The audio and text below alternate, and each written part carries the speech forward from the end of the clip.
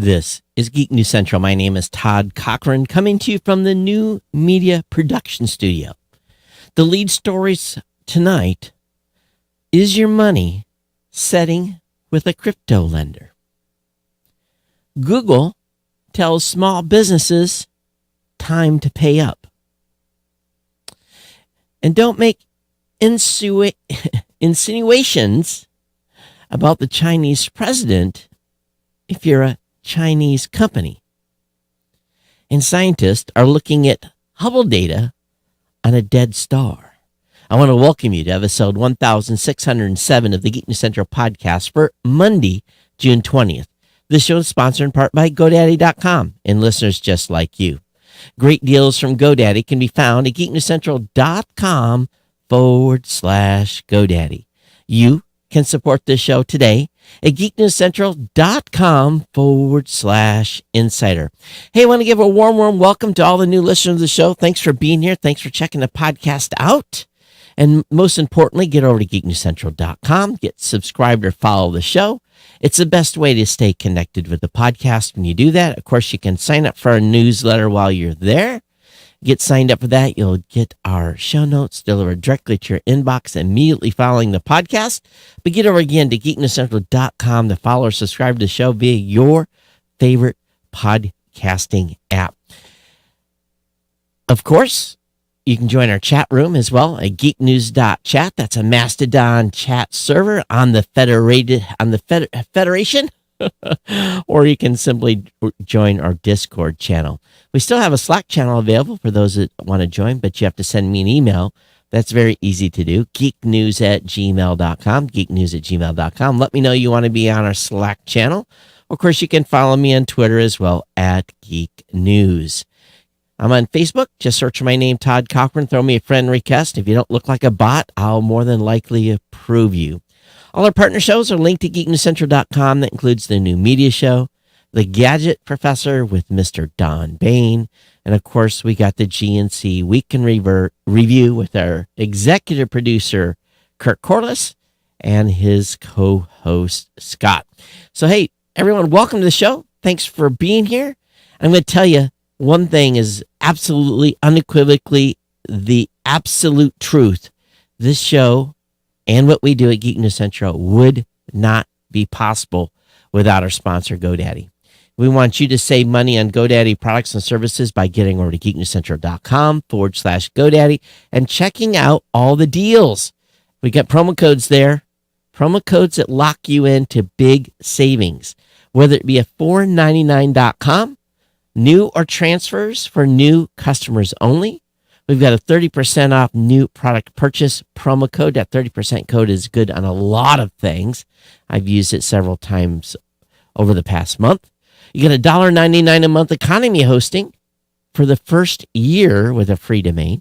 $1, yes, I think I said, did I say $9.99? I said $1.99 a month economy hosting for the first year with a free domain, or $2.99 a month managed WordPress hosting for the first year with a free domain as well. You also get a free trial of GoDaddy Website Builder, your choice of personal business to business plus plans. Those are 1 month free trials. All these products at GoDaddy make it easier for you to get online, prepare for the upcoming recession. I told you guys during COVID, you need to have a backup plan. You need to have a backup business. You need to have a backup blog. You need to have a backup podcast, whatever it is. We need you to get online, set something up, get an e-commerce store going. Lots of opportunities. I know someone that's got a website over at GoDaddy, and he promotes Amazon products. And seems like a healthy enterprise. Been doing it for a while. Told me he's doing real well.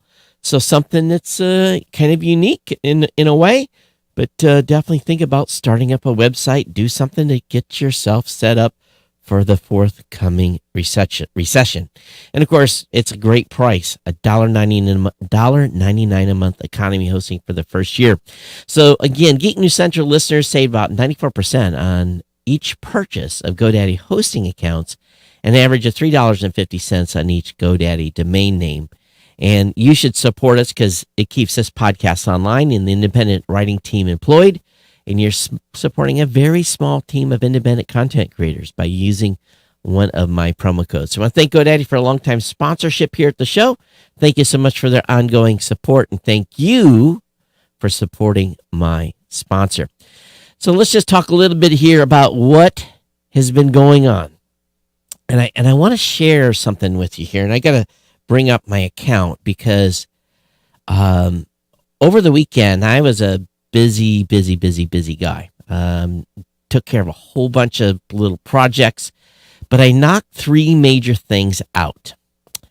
And one of them was essentially putting in a long-range outdoor transmission system, point-to-point wireless bridge that went between my loft and a barn, which is about 200, maybe 250 feet away, which we've never had the ability to have good internet in that building. And TP-Link sells a product that's called the N300. It's a long, and it gets it's on 2.4 gigahertz, so just bear with me, but it's TP-Link's 2.4 gigahertz N300 long-range outdoor CPE for point-to-point and PTMP transmissions. Now, how I found out about this is I was doing some Googling, and I found a review of this on a website, and I'm going to be honest with you, hit the jackpot. Now, you have to buy 2 of these because one of them is a transmitter and one of them is a receiver. And more shockingly is the price on these things. They're $40 each. And for those of you watching, let me bring this up.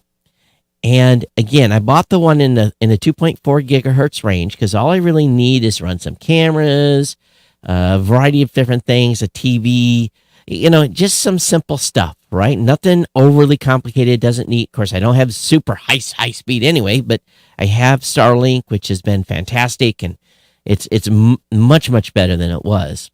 So anyway,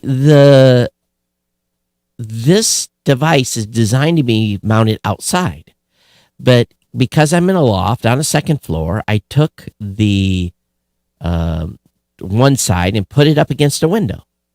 And I had to basically mounted it up there kind of with some spot ties and got it so it was pointing towards the other building.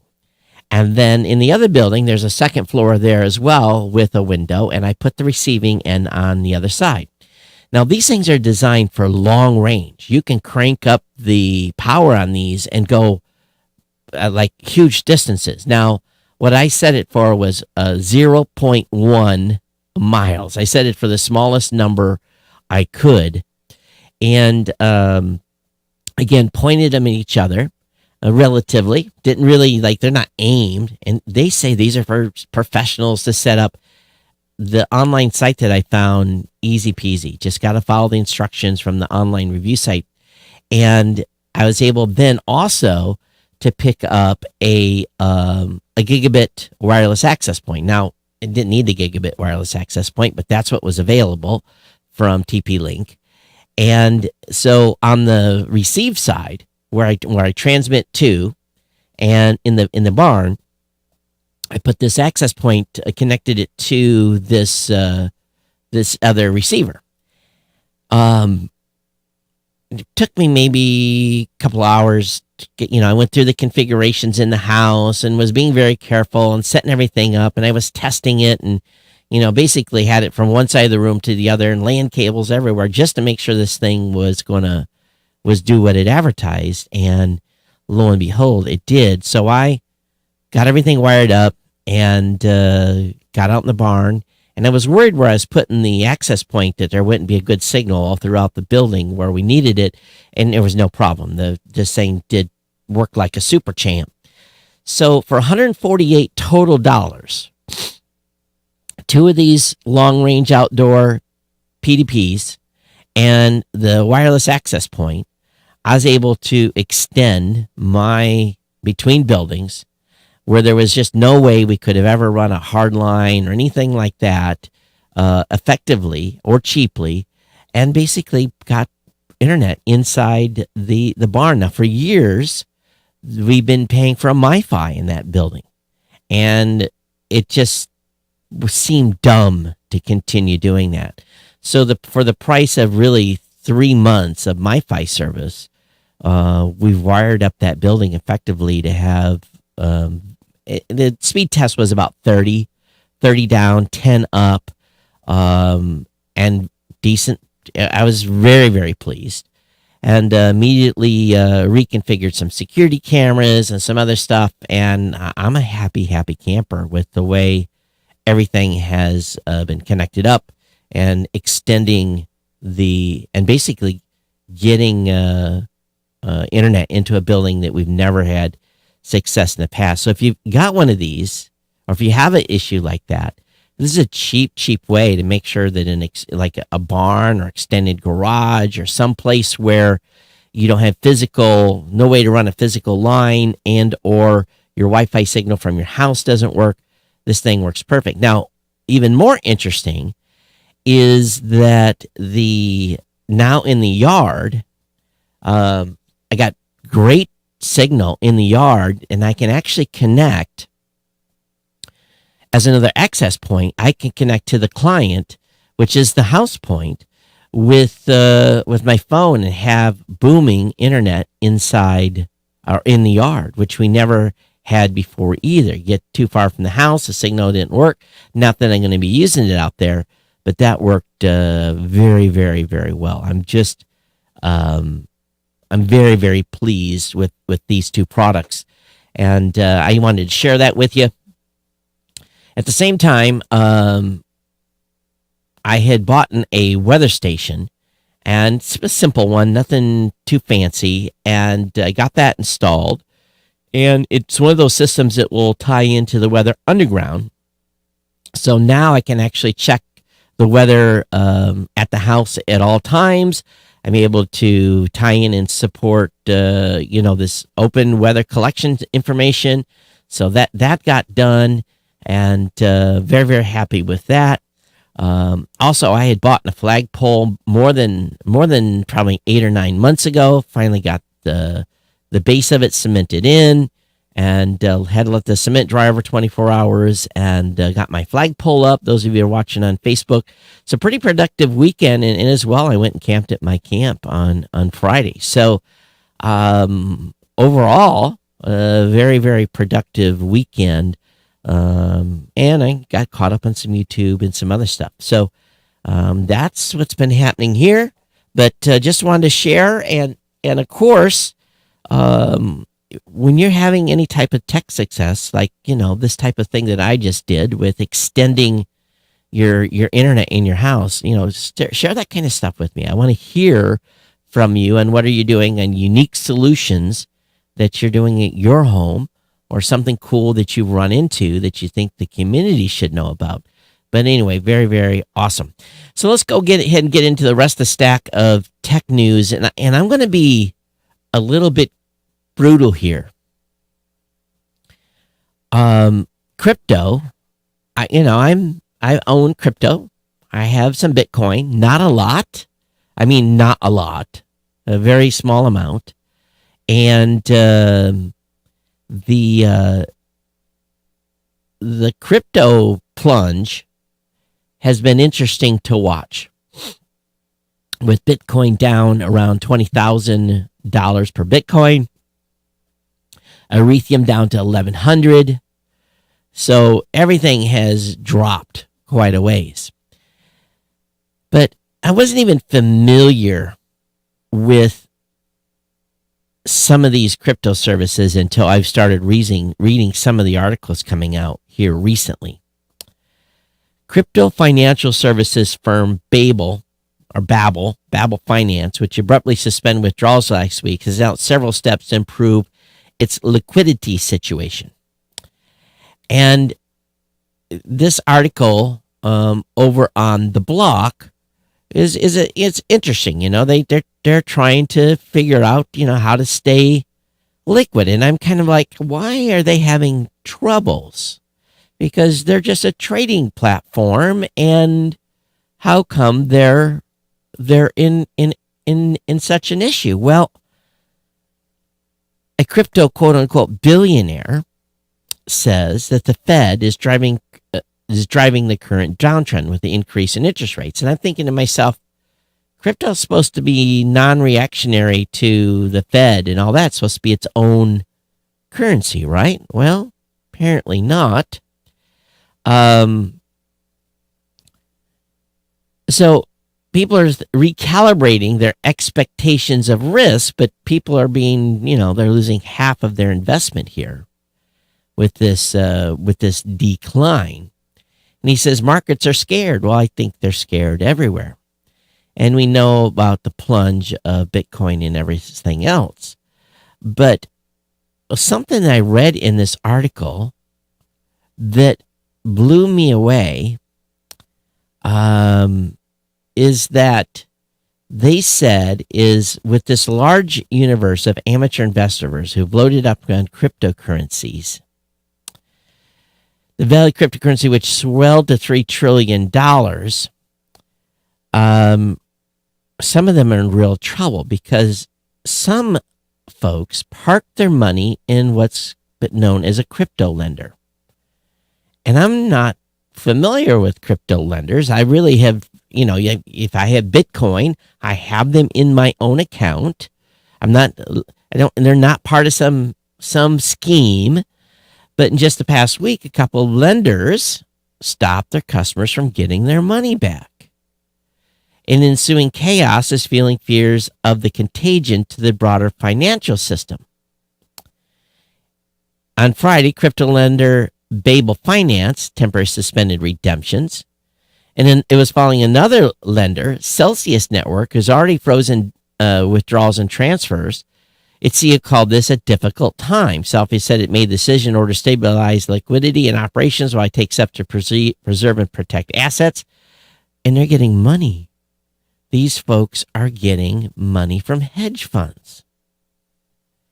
And to prop them up. So when banks have runs on their money, banks in the United States, the theory is if there's a big run on a bank, even though your money may not be worth anything, the FDIC can come in and insures your account up to $120,000. Now, if you have more than $120,000 in there, you're screwed, right? That's all they insure it for. That's all the money. You got $1 million. The bank goes insolvent. They're going to give you 120. You're out. The rest. That's just the kind of the way it works. And with all these folks laying people off, it makes me go, that I would have never, ever thought to, and maybe the returns on this was fantastic. I mean, that's why people were doing it. But I would have never let a group use my crypto as banks use money from savings account. There had to have been some incredibly high interest rate that they were earning from these accounts. And I don't know. I'm going to have to go back and try to do a little research now because my curiosity's up on what the return on your investment was. Were you getting 10% return on crypto being lent? And I don't know exactly, did they turn that crypto into real money, or were they really lending crypto? Or, it's crazy. So we've almost created what has been created here in normal markets. And it makes me sad in a way that while we have, and again, I'm not a crypto expert, and if I've got this wrong, you're going to have to tell me, but it's almost like we have replicated all the issues that we have in regular banking today in the crypto market. People see a way to make a little money off other people's money. That's what banks do. They make money off your money and pay you almost no interest. And of course, there's all kinds of things that, people are recommending now that you do, ways to, don't put your money in a bank, put it in this type of insurance or one thing or another. You're seeing all these types of things that are coming out. And one thing is for sure. The only people that are truly getting rich are those banks, American banks largely, I think, that take what little savings many of us have in savings accounts and lend that money out and make a decent return. Now, with the interest rates up, the banks, they're ready to have a little heyday here because they're going to make 6-7% return on home loans. And, they're going to be, because for a while they're not making much, a couple of points. But when did interest rates start going down on savings accounts? I don't really know, to be honest with you. I assume it's when all these interest rates went to the bottom. Time will tell how this all shakes out. But I'm at this point pretty convinced based on just things I'm seeing here. And I went to the grocery store last week and was very selective in the stuff that I was picking up. I was picking up essentials. I didn't pick up any extra, no extra cookies, no chips, no soda, just essential stuff, right? Stuff that you need to eat, and not again, the extra stuff. And I got to the checkout, and the bill was significantly higher than what I would expected it to be. It's just because things are crazy. And I asked the checkout lady, she was quite chatty. I said, "What are you seeing?" And she's saying, "I'm seeing people come to checkout and having 30 items on the conveyor belt, and they're having to set aside 10 items because they don't have enough money to pay for the groceries." And or people that are on fixed incomes, people that are on Social Security and some sort of retirement, they're stressing hard. She says she says you can see it in their face, hear it in their voice, hear them talk to you, and in what they're buying. So if it's happening at the grocery store where people are now trying to be more careful about what they buy because everything is either smaller or more expensive, then where are we headed here?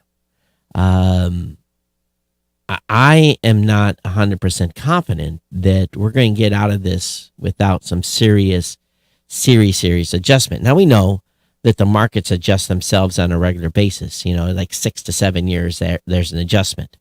And people that are short-time investors, they get screwed. Those that are in for the long haul seem to continue to do okay, but it's like a back and forth, back and forth, back and forth, back and forth. And I'm sure we're going to see the same round this time. But with combined high fuel prices, I filled up yesterday for $5.32. That's what I was paying at a gas station here in Michigan, which I was quite shocked with. And they were getting 4 cents cheaper with cash. So I guess I'm going to have to start going to the ATM and getting cash instead of use my credit card to pay for fuel. But it was, that's a big number for fuel. And then it's everything else. So what do you say about all of this? What do you think? And have you got money in crypto, a portion of your portfolio in crypto, which you're freaking out about? Or are you saying this is like anything else? We'll give it, well, if you bought it 30, it's now at 20. You have no choice but to wait, right? Or you just lose your shirt. I'd love to hear what all of you have to say about this. geeknews@gmail.com. Hey, Dan, thanks for stopping by and saying hello. What say you? And the financial stuff is already crazy enough with the real dollar, but you could tie the crypto thing in, and it's crazy. Google is saying it's time for long-time small business users to pay up. We know, and I know, I had several, not several, I had half a dozen free Google accounts that were basically for domain names that I owned. And they stopped giving away those free ones a long time ago, but I had gotten all my domains set up under that free email from Google. Well, Now I'm down to one. I only pay for one domain because they're basically converting it. And some of them were used for personal use, and it's still they're going to come after me for $6 a month per email address. And I've primarily got really 3 email addresses. I've got the free one from Gmail, geeknews@gmail.com. My company pays for Google email for my raw voice business, but then for the podcast awards, I have one that I pay for that. So that's just used for the podcast award. So it's a legitimate business write-off. But a lot of companies are pissed because they said, hey, Google said this would be free for life. And, well, Google is saying, well, in our terms of services, they said we have the right to terminate or change a program. But long-time users of what it calls its G Suite Legacy Free Edition, which includes emails and apps like Docs and Calendar, they have to start paying a monthly charge, usually around $6 for each business email addresses. And of course, businesses that do not voluntarily switch over for paid services by June 27th will automatically move to one if they don't pay by August 1st. Their accounts will be suspended. And while the cost of the paid service is more than an annoyance and a hard financial hit, small business owners affected by the change say they've really been disappointed by the ham-handed way that Google has dealt with the process. They can't help but feel that a giant company with billions of dollars of profits is squeezing the little guys. And of course, some of the first businesses to use Google apps for work just a bit of money. So, and they're trying to get more money out of their existing businesses, and Google is anyway. So, but folks are kind of between a rock and a hard place. Where do they move to? Do they move to Proton Mail? Do they move to Office 365? All these are paid. It's not like they're going to a free service. Many of us for years I ran for Geek at geeknewscentral.com. I ran my own email server for years and years and years and years. And so that email is an email address I do not give out anymore. In fact, do not send email to that, geek at geeknewscentral.com. It's tied to a few things that I have that I'm now switching over because it's just I don't need all these additional email addresses. But moving to Apple, that's $50. Proton Mail, $160. Microsoft costs about $100. Depends on how many email accounts you have a year. But with this new process from Google, 6 times 12, $72 is the cost to move over. And if you've been using Google Docs and all that stuff, it's again you don't want to move. So be advised, if you have one of these free accounts, the party is about to be over and Google is about ready to hit you up. And if you don't, they'll cancel your account and your email problems will be exacerbated because you won't have email on that anymore until you find another provider. So download your stuff. Download your history if you're going to do that. Netease, the shares of that company have fallen after a national backlash in China over a Winnie the Pooh post. The cartoon bear is often used to criticize President Xi Jinping and has been blacklisted by Chinese censors. Shares in Netease dropped on Monday morning after the Chinese gaming company fell foul of China's censors over a social media post that was suspected of alluding to Winnie the Pooh.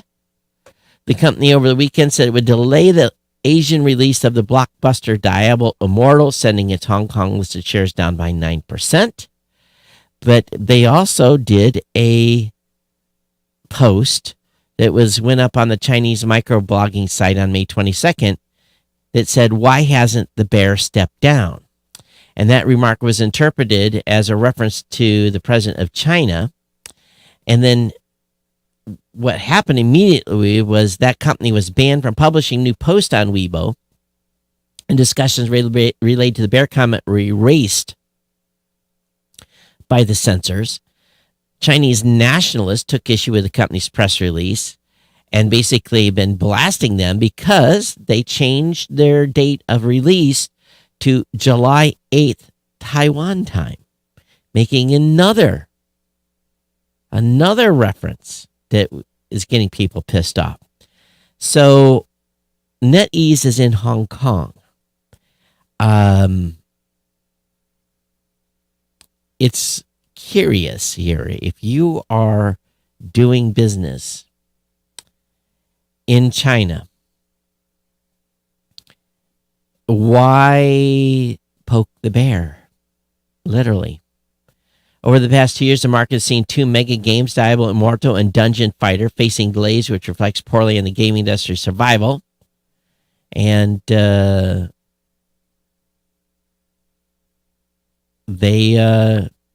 trying to, looks like they're being a little bit of an activist. So time will tell. I don't think I would be, if I lived in China, well, first of all, I wouldn't. But if I was in China, you have to step pretty carefully because you might end up in a re-education camp, being re-educated by making big rocks into small rocks. Researchers are using Hubble to observe dead star destroying planetary system. And they're using archival data from the Hubble Space Telescope between a joint venture between NASA and the ESA, as well as other NASA observatories, observed a white dwarf consuming and destroying a planetary system. The first time an observation of such kind has been made. Of course, a white dwarf is a star left over from another star that has stopped nuclear fusion and shed its outer layer. So this white dwarf is consuming the system by pulling in both rocky, metallic, and icy material from the outer and inner regions of its planetary system. They say we've never seen both of these kinds of objects accreting onto a white dwarf at the same time. By studying these white dwarfs, we hope to gain a better understanding of planetary systems that are still intact. So it's a lengthy article on NASAspaceflight.com. Thought I would share it with you. That way you'll get a chance to do a review. Verizon and AT&T have agreed to delay some 5G deployment until mid-2023. And this is largely around some airports. So that's an interesting move by these two companies. Nothing about T-Mobile doing this, but certain airports are more affected than others. So AT&T and Verizon are delaying until airlines get mitigating stuff in place on the airplanes. The old ongoing battle, Linux versus Windows versus Mac OS. Which is the operating system from you? And this is from makeuseof.com, and I just get a chuckle when I see these now because we know the world is still largely on Windows. I think about 74%. Mac has grown to about 15.3%. Linux is at 2.09. Chrome is 2.18. And a bunch of unknowns make up the rest. So Windows is still globally king, largely because a lot of people in other countries can't afford Macs. So again, I don't know if there's really a competition anymore. We know that Windows has gotten a little bit of a bump recently because of free upgrade from Windows 10 to 11. So time will tell on how this ends up and where these percentages go. Mac's grown a little bit over the years, as you could be expected, but still only at 15%. Sadly, there's 24.6 billion pairs of credentials for sale on the dark web. Data recorded from last year reflected a 64% increase over 2020's total, which is a significant slowdown compared to the 2 years preceding 2020. Between 2018 and the year the pandemic broke out, the number of credentials for sale shot up by 300%. Of the 24.6 billion credentials for sale, 6.7 billion of the pairs are unique, an increase of 1.7 billion. Now, what is interesting is 75% of the passwords for sale online were not unique, which means they were used, multiple usernames and passwords were the same across multiple services. So just be aware out there on your password usage, okay? Remember that Capital One hack that happened back in 2019? Well, a former Seattle tech worker has been convicted of wire fraud and computer intrusion. Paige Thompson, a.k.a. Erratic, was arrested in July 2019 after the data was leaked between March and July of that year. The data was submitted by credit card hopefuls between 2005 and 2019, and Thompson was able to get into Capital One AWS storage. She downloaded all that, and she also was running mining software on unsuspected hacked computers. So the jury took 10 hours to come up with a verdict. Guilty of wire fraud and 5 counts of unauthorized access to a protected computer and damaging a protected computer. Thompson was found not guilty of aggravated identity theft or access device fraud. She will be sentenced on September 15th. So we'll see what type of a sentence she pulls. Google says it bans gun ads, and it actually makes money from them. Well, I think we covered this already. I don't know how this got into the news today. Maybe it was a repurpose, but I have the link up on this if you want to read that. So I missed that in the prep. Sorry about that. NASA's Sofia aircraft is prepping for final flights ahead of mission end. We talked a little bit about this, but this Stratospheric Observatory for Infrared Astronomy is down currently in New Zealand for a final time ahead of the mission's conclusion later this year. So they're trying to squeeze as much data from the platform as possible. Following a quick trip to Santiago, Chile, for a 2-week deployment to observe the large Magellan Cloud, Sophia is making a 7th and final trip to New Zealand for a look at skies in the southern hemisphere. 32 flights are planned in this last international deployment, and the intention is to observe a wide range of celestial objects and phenomena, including magnetic fields and cosmic rays. And Sophia Project scientist Dr. Nisam Ragwala said, "We are committed to delivering a strong finish for this unique astrophysics mission." So anyway, they're flying out of Christchurch, New Zealand. And so we'll see what happens here. What happens? These types of missions, you never know. They'll put this thing in the boneyard somewhere, and maybe they'll bring it back when they need it. Apple workers at Maryland store vote to unionize. Apple employees at Baltimore area store voted to unionize, making the first of the company's 270 plus stores in the United States to join a trend in a labor organizing sweep. It's being rumored that Apple, CNBC also know Apple is one of the most profitable companies in the world. And it says its retail employees in the U.S. make at least $22 per hour. So that's a pretty good number considering. So $22 an hour at the Apple store. I bet you they pay pretty good for retail.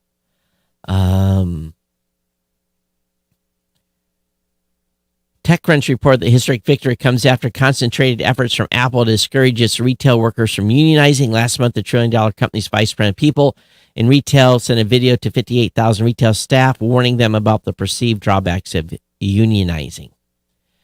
According to TechCrunch, O'Brien reiterated anti-union talking points, stating it would be more difficult to enact changes in stores with a union standing between Apple and employees, but workers don't think that meaningful change is possible without having a formal recognized bargaining unit. TechCrunch also know that the Apple Store in Maryland will become unionized through the International Association of Machinists and Aerospace Workers and are calling themselves the Coalition of Organized Retail Employees. When they first announced their intent to unionize, they wrote a letter to Tim Cook. So we'll see. We'll see what happens with this. So retail workers are unionizing largely because they just don't get paid that much. U.S. lawmakers push for unified phone charger standard. U.S. lawmakers sent a letter to U.S. Secretary of Commerce to develop a comprehensive plan that will protect both consumers and the environment by addressing the lack of a common U.S. charging standard. The letter continues, we cannot allow the consumer electronics industry to prioritize proprietary and inventably obsolete charging technology over consumer protection. Lawmakers directly refer to the European Union's USB charger 2024 mandate. In the U.S., lawmakers don't directly mention the USBC connector, but it's evident USBC is the most widely used standard, that Apple would be the OEM that needs to make some changes. Although a lot of stuff that's coming out of Apple right now, including iPads, are USB-C. So we'll see where this goes. And there's very few things I'm getting now that is not USB-C. Google's Nest Wi-Fi router line could get a long-awaited upgrade this year. Google's next mesh router may include support for Wi-Fi 6. They're reportedly preparing a major upgrade. And, of course, it's been a couple of years since Wi-Fi 6 was introduced.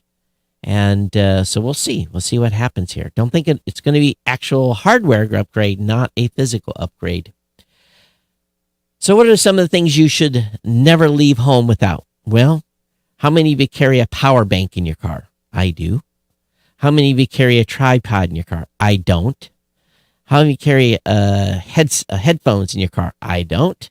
How many carry a drone with you? I don't. But these are all things that people think you need to have when you go on travel. I would agree with the power bank. I'd agree with the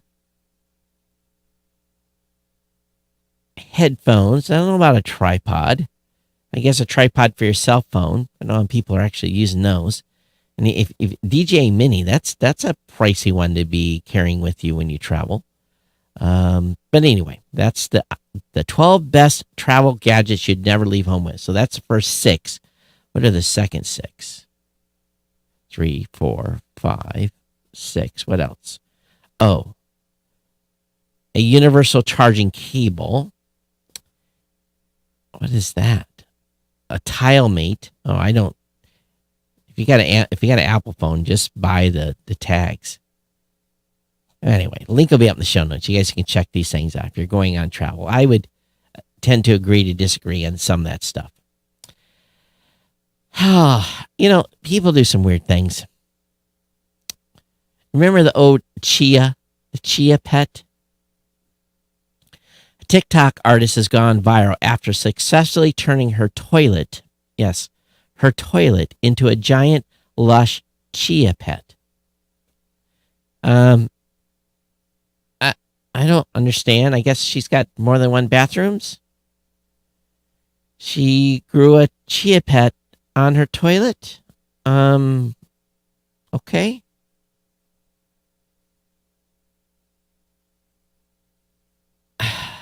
She watered her entire toilet 3 times a day. I hope, just looking at this, it's absolutely gross. But people do weird things. She's quite proud of herself. She's smiling with her lush Chia Pet toilet. Again, it has to be in a second bathroom. There's no way. How could you even sit on that thing? Lyft is going to pay $25 million to settle claim it hid safety issues before its IPO. Those issues included reported sexual assaults by its drivers. So we'll leave it at that. But they're going to have to fork out $25 million to solve claims. Roku is going to be putting Walmart shopping ads on its streaming devices. You can purchase items with your Roku remote. So Roku is getting some action here, trying to keep the ball rolling. So this is the first time Roku and Walmart have joined forces. Last year, Roku debuted its new LE streaming player as a $15 Walmart exclusive for Black Friday. The device eventually made its way to other retailers like Amazon, where it's being sold at prices from between $24 and $30. It's got a little paid for that commercial, ability to buy from your TV. Google's second physical store opens its doors in Williamsburg, Brooklyn. Oh, Williamsburg, What? Google's second physical store opens its doors in Williamsburg, Brooklyn. What is it? I guess I'm confused here. Google store Williamsburg. So it must be two of these. Another one. Oh, the other one's in Brooklyn. Oh, but it only. All right. The first one is in Brooklyn, and the second one is in Williamsburg. All right, I got it. So if you're close to one of those areas, definitely consider checking it out. All right, a little bit of short show today because we didn't have a lot of content going on in the tech world. But hey, don't leave, because Ron, you saw what's going on here in the studio, and I have to laugh because I wondered how long it was going to be before someone saw this globe that I have that's changing colors. Well, what was happening is my lava lamps were only lasting about 6 months. And I kind of got irritated because they're like $20 and I like having them in here. But if it's going to quit doing what lava lamps do, I'm not going to put another one in for a while. So I just kind of was searching through Amazon, and I found a moon lamp galaxy lamp. Now it's really okay, I'm going to tell you, it's designed for a kid's room. It really is. It's $22, and this is what it looks like. It's called the Bright World Moon Lamp with 16 colors. It comes with a little remote. You get it for $22. It's actually got a battery in it. I couldn't believe it. So you can charge it and then run it. It's not quite as impressive as the picture of it online, but it's something fun. I'm just looking for different stuff to put in the studio. So Ron, that's what was here. Was you can get the moon globe from Amazon for $22. And let's see here. Yep, that was the only email. So, hey, everyone, thanks for being here. Thanks for being part of the family. Thanks for watching or listening to the show. It's been my pleasure. And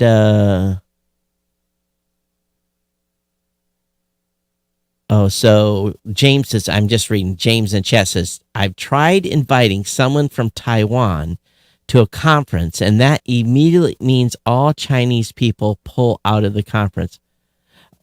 Well, I don't know about that, but what? I've tried inviting someone from Taiwan to a conference, and that immediately means all Chinese people pull out. Okay, I don't get it. I don't understand that statement, James, so I appreciate it. I don't personally want to live in China, as after I've talked so much smack about the Chinese government for so many years. Matter of fact, I would be very hesitant to fly through Hong Kong, because China has a rule they can detain people that talk bad about them, including non-citizens. If you go through Hong Kong, I would not want to be flagged and have to go and explain to some Chinese official while I've been talking smack about China all these years in this show, especially when it comes to my prior job and my security clearance info and all that stuff ending up in Chinese hands, when I was really having a heyday on them. So that's the primary reason. But anyway, let's go back to the close. Hey, it's geeknews@gmail.com. Geeknews@gmail.com is the email address. On Twitter, I'm @geeknews. It's been my pleasure to bring you the show. I hope you all enjoyed it. Take care. I'll be back with you on Thursday for another edition of the podcast. Normal show as scheduled. I am not going anywhere. No travel plan, at least until I don't know if I'm going anywhere in July. As of right now, nothing's on the schedule. And podcasting stuff kicks back off in August, and there's a whole bunch of stuff like 2 weeks in a row. Other than that, normal show, normal schedule. Everyone take care. We'll see you next time here on the Geek News Central podcast. Everyone take care. Bye-bye.